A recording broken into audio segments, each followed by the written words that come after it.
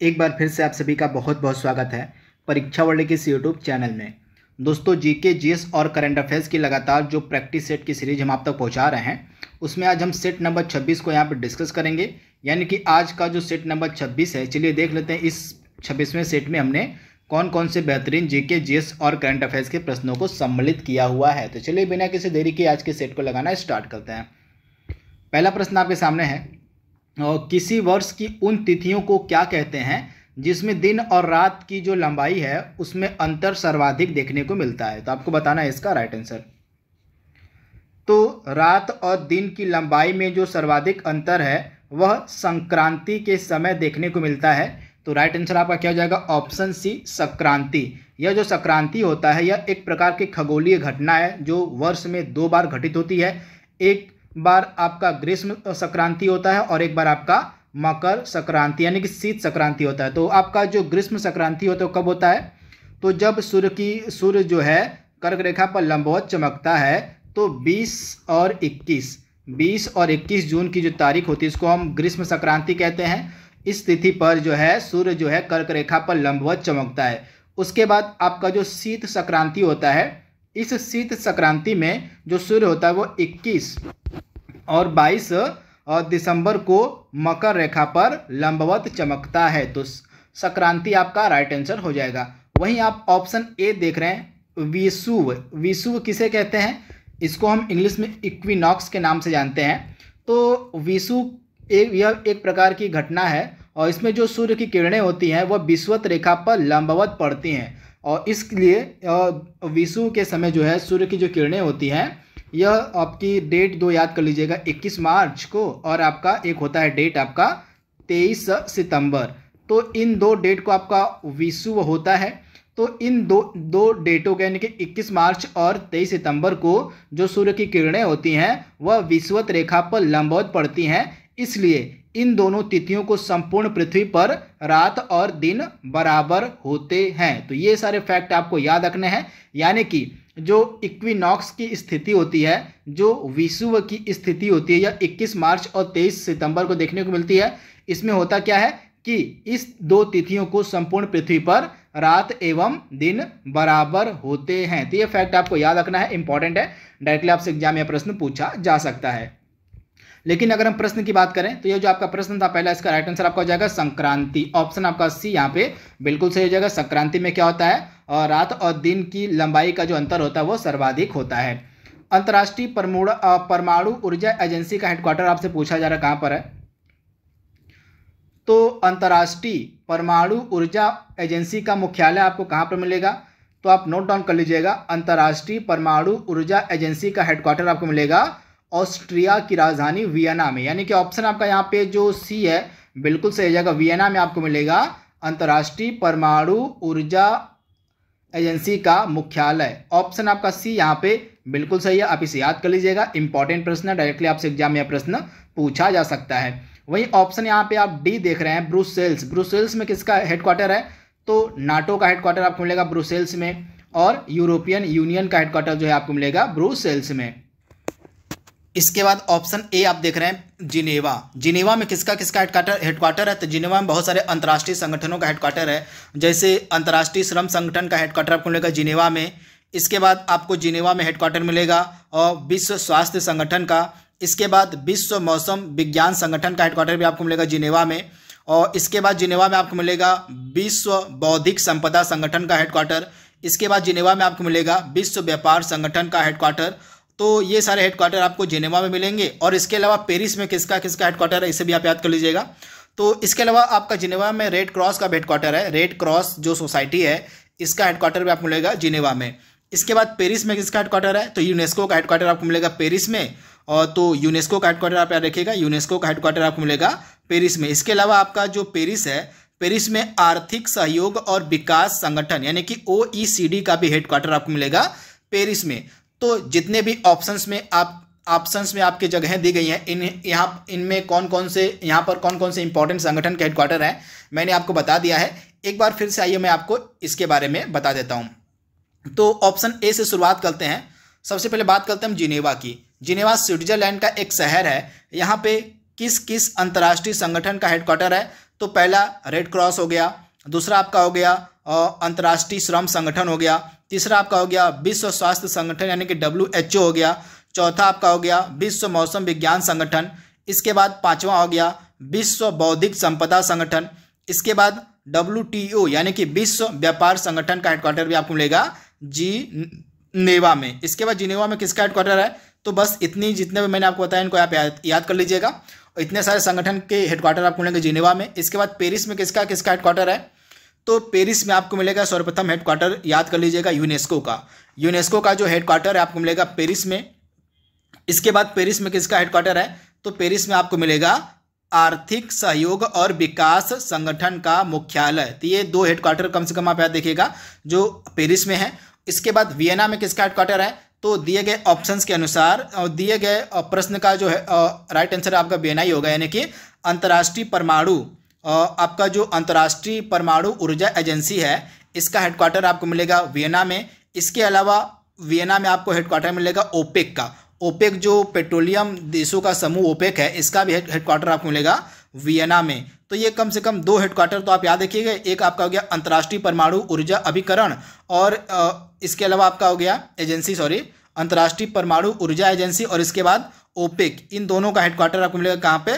तो वियना में। तो इसके बारे में आप याद रखिएगा। वहीं आपको जो चौथा ऑप्शन दिया गया है ब्रुसेल्स, ब्रुसेल्स में मैंने आपको बताया था यूरोपियन यूनियन का हेडक्वार्टर यानी कि EU का हेडक्वार्टर है। और इसके बाद आपका नाटो का जो हेडक्वार्टर है यह आपको मिलेगा ब्रुसेल्स में। तो इनके बारे में कम से कम आप याद रखिएगा। दिए गए प्रश्न का आपका राइट आंसर हो जाएगा वियना में आपको मिलेगा अंतर्राष्ट्रीय परमाणु ऊर्जा एजेंसी का मुख्यालय। इसके बाद अगला प्रश्न आपके स्क्रीन पर है, आप देख रहे हैं यहाँ पे। आंवला का सर्वाधिक उत्पादन कहाँ पर होता है? आपको बताना है कि जो आंवला है इसका सर्वाधिक उत्पादन उत्तर प्रदेश में कहाँ पर होता है। तो आंवला का जो सर्वाधिक उत्पादन है उत्तर प्रदेश में कहाँ पर होता है? तो आप नोट डाउन कर लीजिएगा। आंवला का सर्वाधिक उत्पादन उत्तर प्रदेश में आपको मिलेगा प्रतापगढ़ में। उत्तर प्रदेश के प्रतापगढ़ में जो है आंवला का सर्वाधिक उत्पादन होता है। तो इंपॉर्टेंट है ऑप्शन आपका यहाँ पे जो बी है बिल्कुल सही हो जाएगा। आप इसे नोट डाउन कर लीजिएगा, इंपॉर्टेंट प्रश्न है। इसके बाद अगला प्रश्न आपके सामने पूछा गया है मोहिनी अट्टम नृत्य रूप जो है निम्नलिखित में से किस राज्य से संबंधित है? आपको बताना है।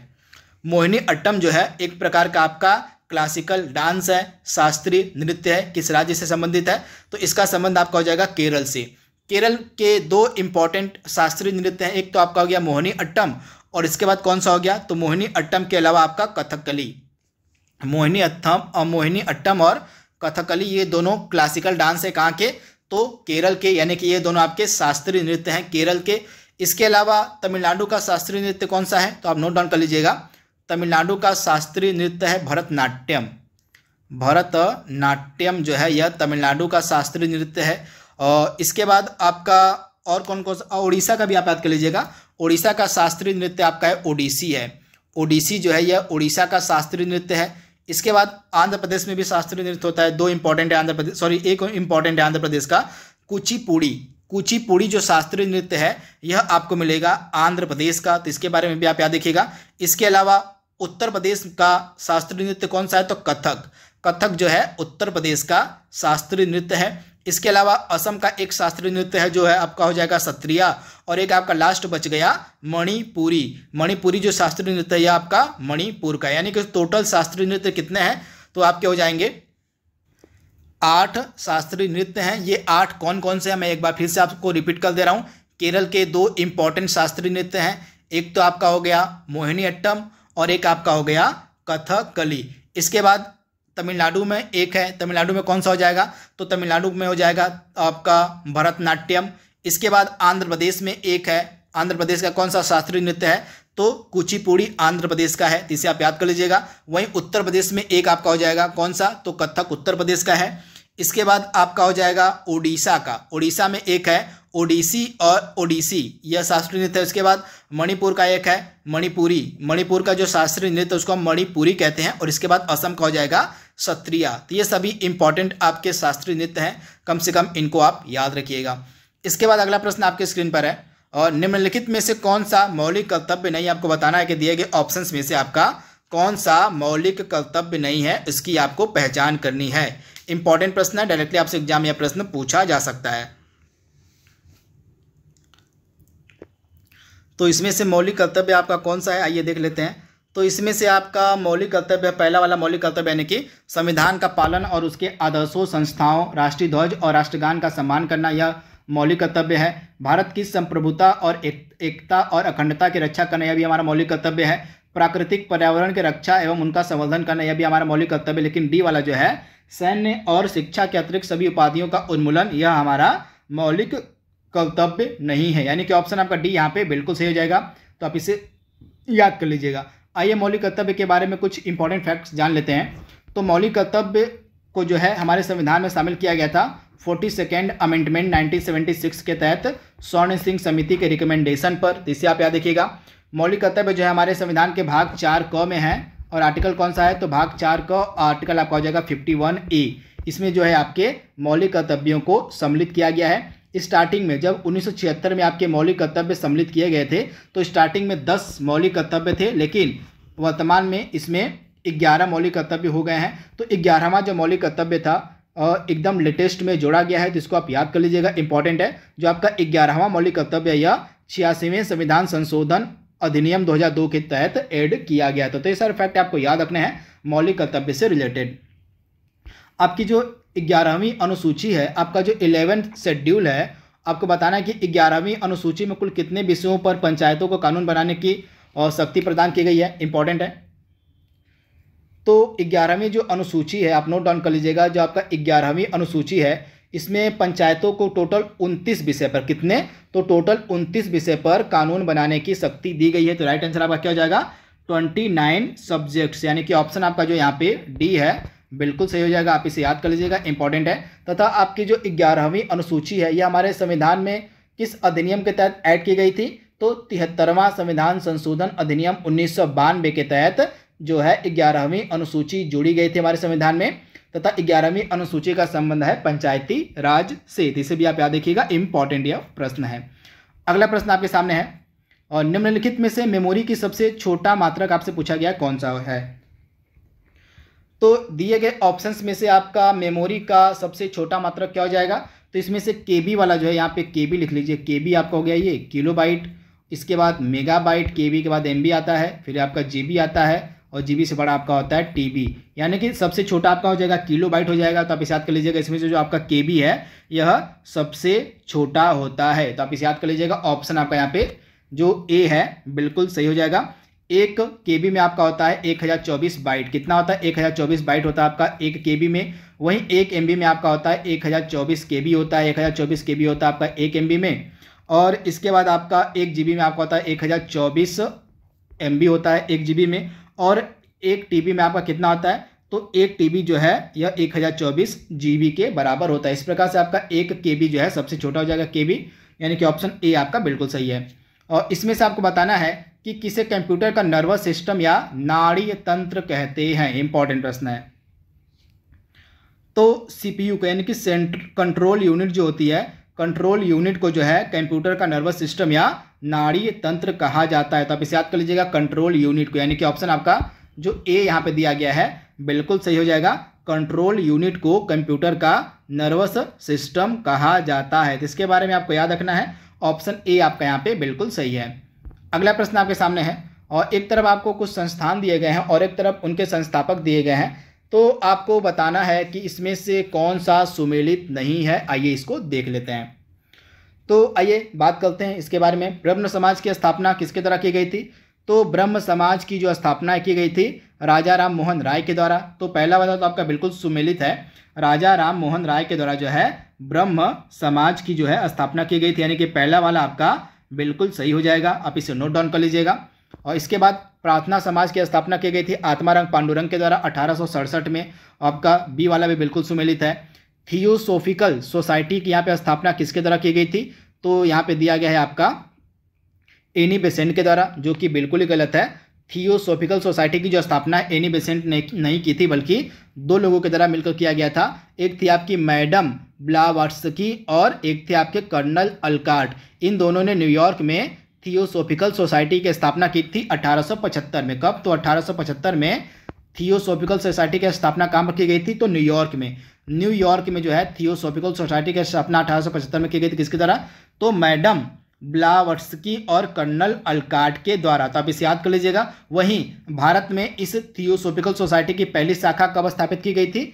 तो भारत में आपको बताना है थियोसॉफिकल सोसाइटी की जो मैं ही बता देता हूँ आपको। तो भारत में 1886 में, आप याद कर लीजिएगा, भारत में 1886 में थियोसॉफिकल सोसाइटी की जो पहली शाखा थी यह खोली गई थी अड्यार, मद्रास के निकट एक जगह थी अड्यार। यहीं पे 1886 में जो थियोसॉफिकल सोसाइटी उसने अपना कार्यालय खोला था। तो ये फैक्ट आपको याद रखना है, यानी कि ऑप्शन सी आपका यहाँ पे सुमेलित नहीं था। इसके बाद यंग बंगाल आंदोलन की शुरुआत की गई थी किसके द्वारा? तो हेनरी विवियन डेरोजियो के द्वारा। किसके द्वारा?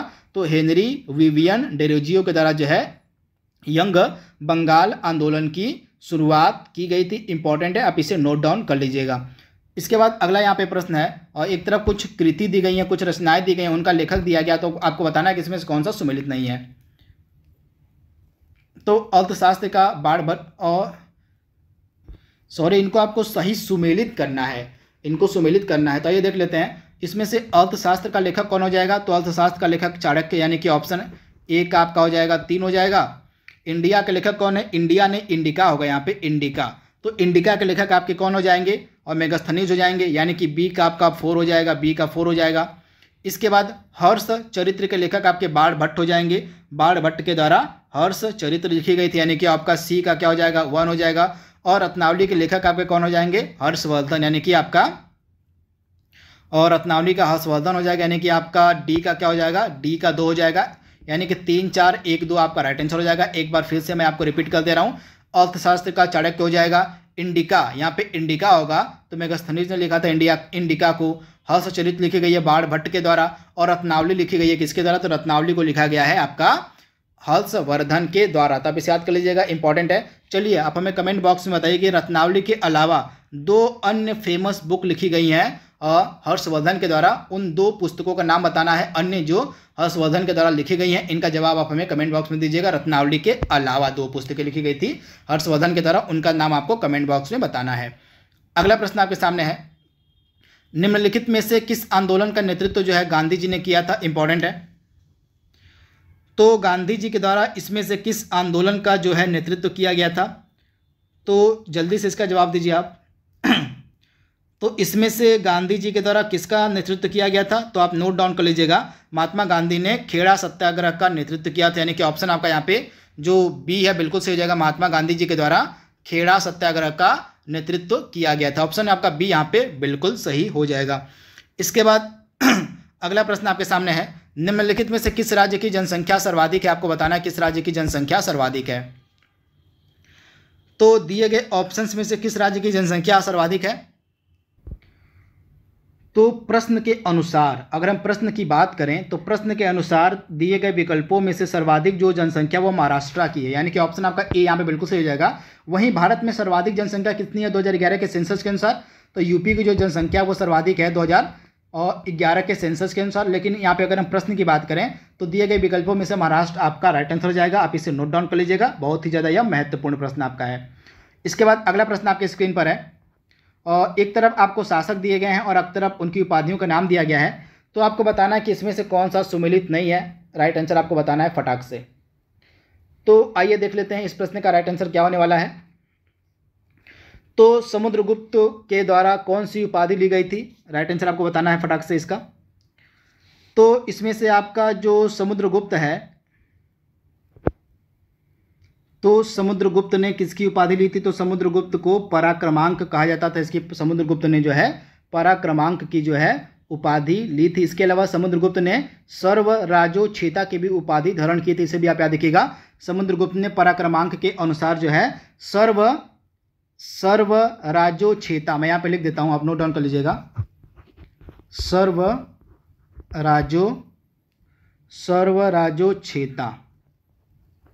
सर्वराजोछेता की जो उपाधि भी आपके समुद्रगुप्त के द्वारा धारण की गई थी। तो इसके बारे में आप याद रखिएगा।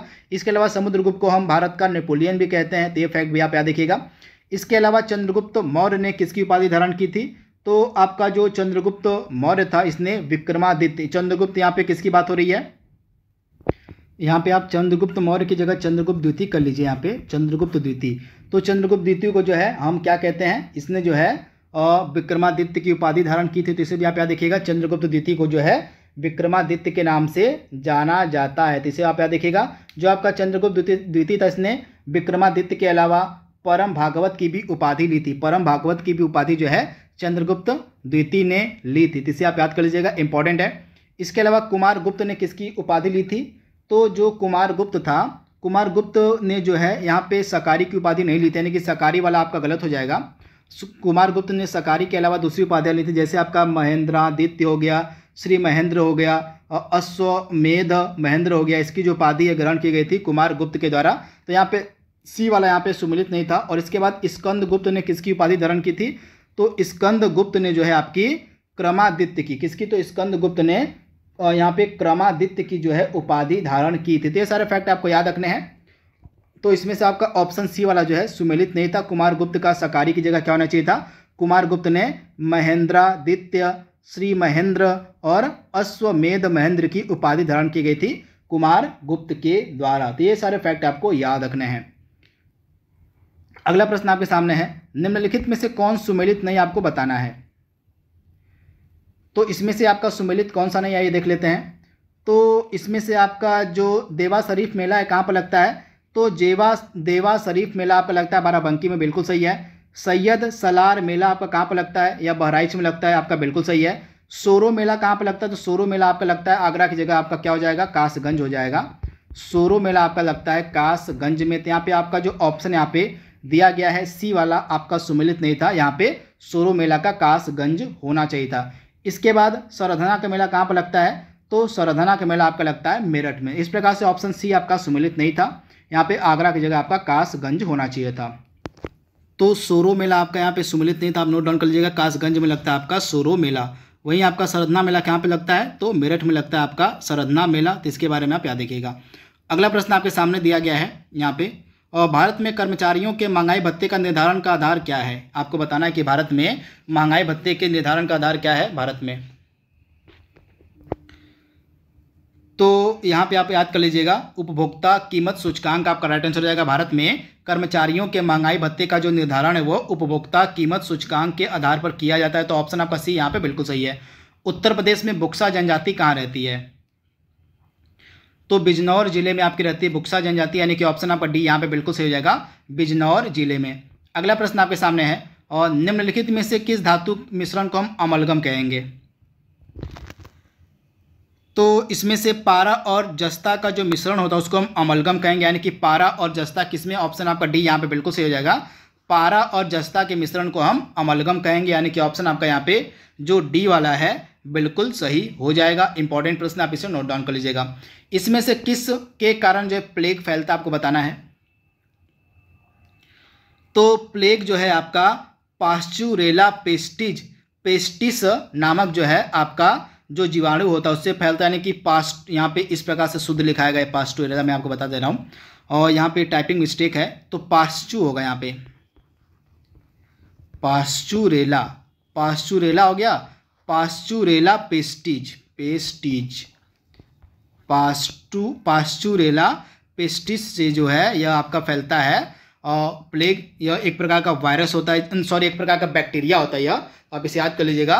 पास्चुरेला पेस्टिज नामक बैक्टीरिया से, नामक जीवाणु से जो है आपका फैलता है प्लेग। तो आप इसे याद कर लीजिएगा, प्लेग जो है यह प्रकार का संक्रामक रोग है। तो आप इसे नोट डाउन कर लीजिएगा। ऑप्शन आपका यहाँ पे जो डी वाला था बिल्कुल सही हो जाएगा, पास्चुरेला पेस्टिस नामक जीवाणु से। तथा इसको हम एक अन्य नाम से भी जानते हैं, पास्चुरेला के अलावा इसका एक अन्य नाम भी, इसको हम एर्सीनिया भी कहते हैं। इसे भी आप नोट डाउन कर लीजिएगा, कोई भी आपसे पूछा जा सकता है। तो एर्सीनिया नामक जीवाणु, एर्सीनिया पेस्टिस जीवाणु भी इसको कहा जाता है। तो इसके दो नाम है, या तो आप एर्सीनिया पेस्टिस कह लीजिए या इसको पास्चुरेला पेस्टिस कह लीजिए, और दोनों आपका राइट आंसर हो जाएगा। तो ये दोनों नाम कम से कम आप याद देखिएगा, ये एक प्रकार के जीवाणु होते हैं जिनसे आपका प्लेग फैलता है। अगला प्रश्न आपके सामने यहाँ पे दिया गया है, निम्नलिखित में से कौन सी क्रिया माइटोकॉन्ड्रिया के अंदर संपन्न होती है? तो इसमें से कौन सी क्रिया माइटोकॉन्ड्रिया के अंदर संपन्न होती है? तो ट्राई कार्बोक्सिलिक, यहाँ पे राइट आंसर क्या हो जाएगा, ट्राई कार्बोक्सिलिक एसिड जो चक्र होता है यह आपका माइटोकॉन्ड्रिया के अंदर संपन्न होता है। तो आप इसे याद कर लीजिएगा। ऑप्शन आपका जो सी यहाँ पे है बिल्कुल सही हो जाएगा। झूलती मीनार वाली एक मस्जिद भारत के किस शहर में स्थित है, आपको बताना है। तो यह भारत के ऑप्शन बी वाले शहर यानी कि अहमदाबाद में मिलेगी। और अहमदाबाद में स्थित जो सीदी बशीर मस्जिद है इसको हम झूलती मीनार के नाम से जानते हैं। तो इसे आप याद कर लीजिएगा। ऑप्शन आपका यहाँ पे बी बिल्कुल सही है। इस झूलती मीनार वाली मस्जिद का क्या नाम है, तो इसका नाम है आपका सीदी बशीर मस्जिद। तो आप इसे याद कर लीजिएगा। ऑप्शन आपका बी यहाँ पे बिल्कुल सही है। अगला प्रश्न आपके सामने है, राष्ट्रीय युवा दिवस कब मनाया जाता है, इंपॉर्टेंट प्रश्न है। तो राष्ट्रीय युवा दिवस आपका कब होता है, तो राष्ट्रीय युवा दिवस आपका होता है भारत में 12 जनवरी को, यानी कि ऑप्शन आपका जो यहाँ पे ए है बिल्कुल सही हो जाएगा। भारत में 12 जनवरी को हम मनाते हैं राष्ट्रीय युवा दिवस। तो आप इसे याद कर लीजिएगा। ऑप्शन आपका ए यहाँ पे बिल्कुल सही है। वहीं जनवरी में बहुत सारे दिवस होते हैं, इनको मैं आपको बता दे रहा हूँ। जैसे आपका जो 10 जनवरी होता है, युवा दिवस से पहले जो डेट आती है 10 जनवरी की, 10 जनवरी को हम क्या मनाते हैं, 10 जनवरी को मनाया जाता है विश्व हिंदी दिवस। तो आप इसे याद कर लीजिएगा। वहीं 9 जनवरी को हम क्या मनाते हैं, तो 9 जनवरी आपका होता है प्रवासी भारतीय दिवस। तो इसे भी आप याद कर लीजिएगा। वहीं 24 जनवरी को कौन सा दिवस मनाया जाता है, इंपॉर्टेंट है। तो 24 जनवरी को हम मनाते हैं अंतर्राष्ट्रीय शिक्षा दिवस। तो इसे भी आप याद कर लीजिएगा। 24 जनवरी को आपका 2 दिवस होता है, एक आपका होता है राष्ट्रीय बालिका दिवस और 24 जनवरी को ही मनाया जाता है अंतर्राष्ट्रीय शिक्षा दिवस। तो दोनों आपको याद रखना है, भूलना नहीं है। वहीं राष्ट्रीय शिक्षा दिवस हम कब मनाते हैं, भारत में जो शिक्षा दिवस होता है, राष्ट्रीय जो शिक्षा दिवस होता है 11 नवंबर को मनाते हैं। ये सब डेट आप याद कर लीजिएगा।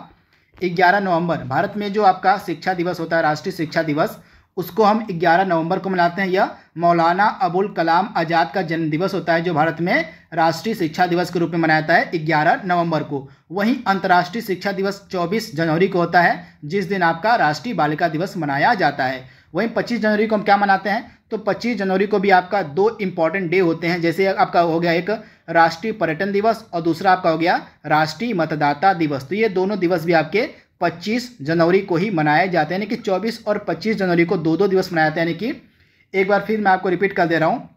24 जनवरी को आपका होता है राष्ट्रीय बालिका दिवस और अंतर्राष्ट्रीय शिक्षा दिवस। वहीं 25 जनवरी को आपका होता है राष्ट्रीय पर्यटन दिवस और राष्ट्रीय मतदाता दिवस। तो ये सभी इंपॉर्टेंट डे आपको याद रखने हैं।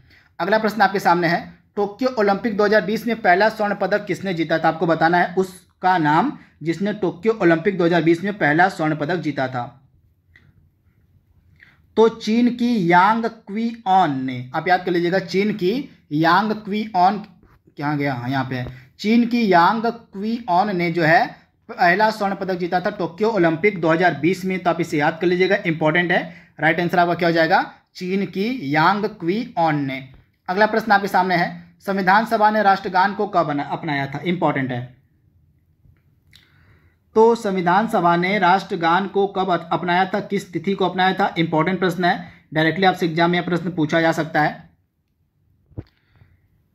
तो 24 जनवरी 1950 आपका राइट आंसर हो जाएगा। 24 जनवरी 1950 को जो है संविधान सभा ने राष्ट्रगान को अपनाया था। तो आप इसे याद कर लीजिएगा। वहीं 22 जुलाई 1947 भी याद कर लीजिएगा आप। 22 जुलाई 1947 को जो है संविधान सभा ने राष्ट्रीय ध्वज को अपनाया था। वहीं 24 जनवरी 1950 को ही राष्ट्रगीत को भी अपनाया गया था संविधान सभा के द्वारा। यानी कि 24 जनवरी 1950 को संविधान सभा ने राष्ट्रगीत और राष्ट्रगान दोनों को अपनाया था। वहीं 22 जुलाई 1947 को संविधान सभा ने किसको अपनाया था, तो संविधान सभा ने हमारा जो राष्ट्रीय ध्वज था उसको अपनाया था 22 जुलाई 1947 को। तो ये फैक्ट आपको याद रखना है।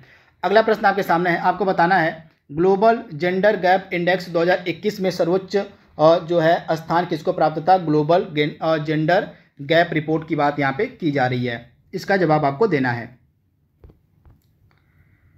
तो इसका राइट आंसर हमारा क्या होने वाला है, इसमें जो है प्रथम स्थान पे था आइसलैंड। जो है 2021 मार्च में जो आपका global gender gap report gap index जारी किया गया था, इस इंडेक्स में जो आइसलैंड था वह प्रथम स्थान पे था। यानी कि ऑप्शन आपका यहाँ पे सी जो है बिल्कुल सही हो जाएगा। आप इसे याद कर लीजिएगा, इंपॉर्टेंट है। चलिए आप कमेंट बॉक्स में बताइए कि भारत की इसमें रैंक क्या थी 2021 में जो आपका ग्लोबल जेंडर गैप इंडेक्स जारी किया गया था, इसमें भारत का क्या स्थान था, इसको आपको बताना है। इसमें प्रथम स्थान पे तो आपका आइसलैंड था, सेकंड पे फिनलैंड था और थर्ड पे आपका नॉर्वे था। भारत की रैंकिंग आपको बतानी है।